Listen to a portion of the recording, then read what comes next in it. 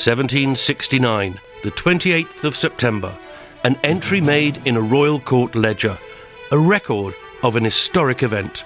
And soon after, every word meticulously obscured, redacted. But why? Why was history so erased?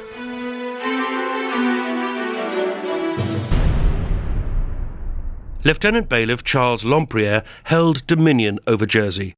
The bailiff Lord Carteret never visited the island, and the governor, another absentee, one Colonel Ball. Colonel Ball? He's no more idea than an oyster, and like that inert mollusk, only opens his mouth to take in fluids.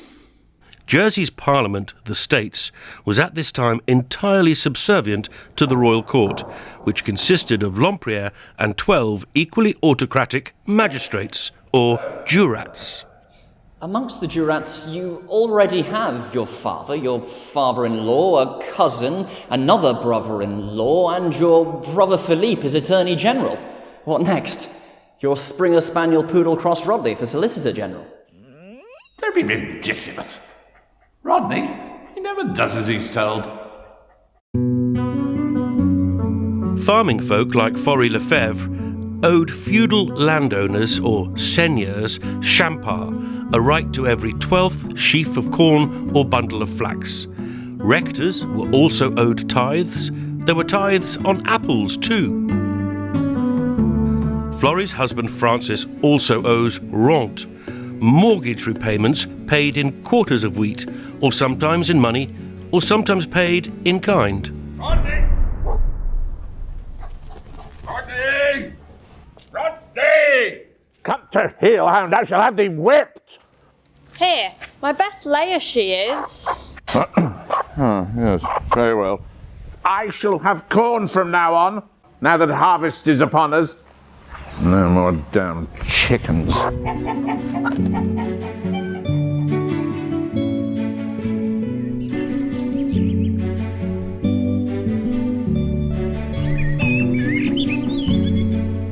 Corn only from now, is it? Now the price is sky high.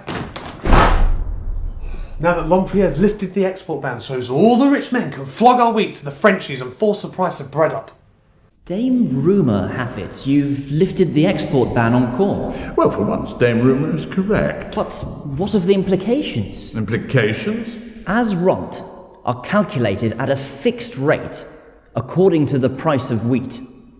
If the price goes down, so does the rich man's income.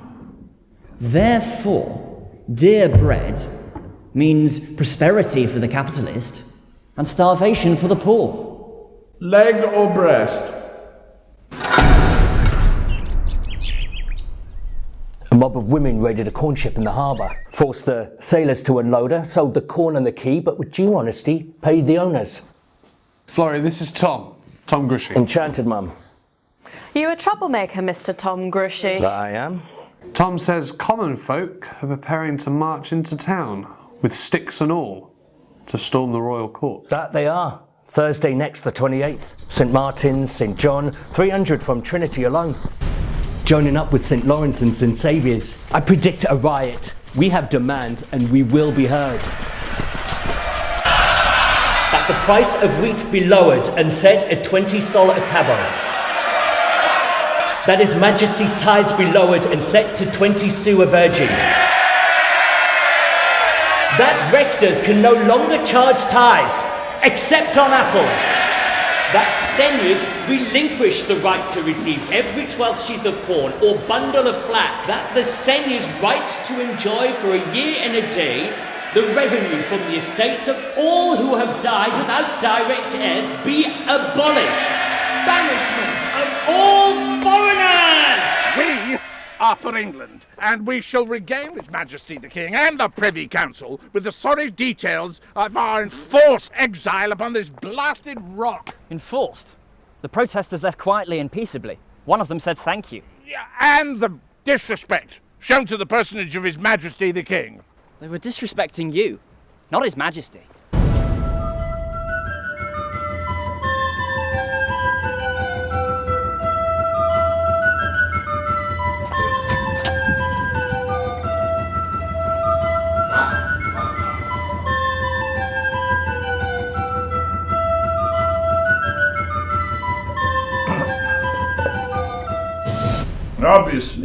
Majesty will dispatch 5 companies of Royal Scots to restore order, under the command of Colonel Bentinck, I shouldn't wonder.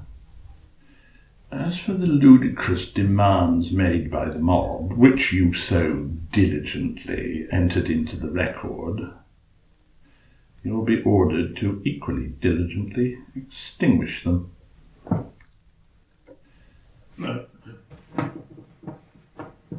Candle! This is exactly what transpired, and all recorded. The demands were struck from the record and troops dispatched. Lempriere's plans backfired. When Colonel Bentinck and his men arrived in St. Helier, they were greeted by crowds on the quayside, like the liberating heroes of centuries later. Bentinck, very soon, smelt a rat.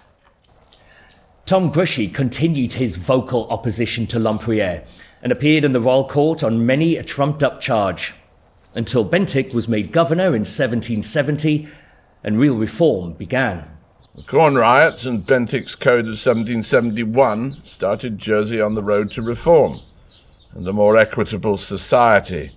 Lempriere's wings began to be clipped. The law books, previously his own private preserve, were opened up to everyone. People should know the law, and they should know when they're breaking the law, making them less susceptible to the whims of judges. Most extraordinary. He resigned as lieutenant bailiff in 1781 and died at his seigneurial home, Roselle Manor, in 1806. Oh, Rodney. Rodney never returned. Our self-imposed exile to Elizabeth Castle and our meeting with His Majesty and the Privy Council are all in the royal court ledgers. But was my original record of the demands ever deciphered? Yes, but not until the 20th century. They tried to use a police X-ray scanner at first, but the scribblings out had been made so soon after the original text was written, it didn't work.